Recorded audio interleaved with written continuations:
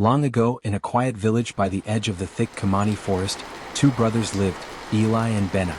Eli was the younger one, always curious, always asking questions, always wandering. The elders used to warn the children, do not go deep into Kamani, especially when the moon is thin. That forest remembers things. But Eli didn't listen. One dry evening, as Benna helped their father fix the compound fence, Eli slipped away with a wooden torch and a head full of stories. He said he wanted to find the spirits the griots talked about, the ones with red eyes and long arms that whispered in dreams. But the forest swallowed him and Eli never came back. Before sunrise, the drums of alarm echoed across the village. The people gathered and the search began. They lit fires, sang spirit-guiding songs, and called Eli's name deep into the trees. Among the searchers was a man named Oga Malu, a silent hunter who lived alone and always walked with a loaded gun. He told the villagers, "Leave the west trail to me.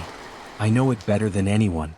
What no one knew was that Oga had already found Eli, and Eli had seen something he shouldn't. The boy had stumbled upon a wounded bush animal trapped in one of Oga's forbidden wire snares. The law of the land forbade such traps, and Oga was not supposed to use them. When Eli cried out, startled, Oga raised his gun in panic. One shot, one scream, then silence. The hunter stood over Eli's small body, heart thudding like war drums. He didn't mean to kill him, or so he told himself. But fear eats reason.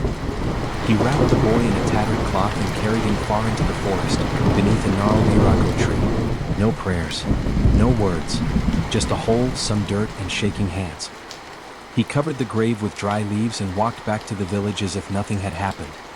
He even pretended to search with the others, called the boy's name, cursed the forest spirits. No one suspected him. The village mourned. The search was called off. Life went on. But the forest does not forget. And neither did the dead. It began a few days later. Oga Malu couldn't sleep. Every night, just before the rooster's first cry, he heard knocking on his door, soft knocks like a child with bare knuckles. When he opened the door, nothing. Just the wind in the dark trees. But in the morning, there were footprints, small, muddy, barefoot, leading from the forest to his doorstep.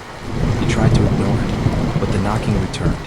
Then came the laughter, faint, broken, like something laughing with water in its lungs.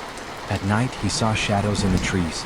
Once, he saw a boy perched in the branches of the irako tree, head tilted, eyes hollow. Then one morning, Oga woke up and his hunting rifle was gone. Carved into the dirt floor of his hut were the words, "You buried me. Now the earth will take you." Terrified, he gathered his charms and fled into the forest, thinking he could escape whatever spirit had followed him. But the deeper he went, the stranger things became. The forest twisted. The trees grew thick like a trap. No birds sang. No animal stirred. They say he screamed once, just once, before the forest fell silent again. 3 days later, some children playing near the irako tree found a new mound of red earth. Fresh, disturbed. Beside it lay a torn hunter's cap and an old rifle, half buried in the dirt. There were drag marks leading up to the grave, and 2 sets of footprints, one big, one small. Now the elders say, if you live near Kamani, do not open your door after midnight, even if the knock is soft. Do not follow footprints that weren't there yesterday. And never, ever, bury your guilt in the soil of the forest, because the forest knows, and the boy still walks.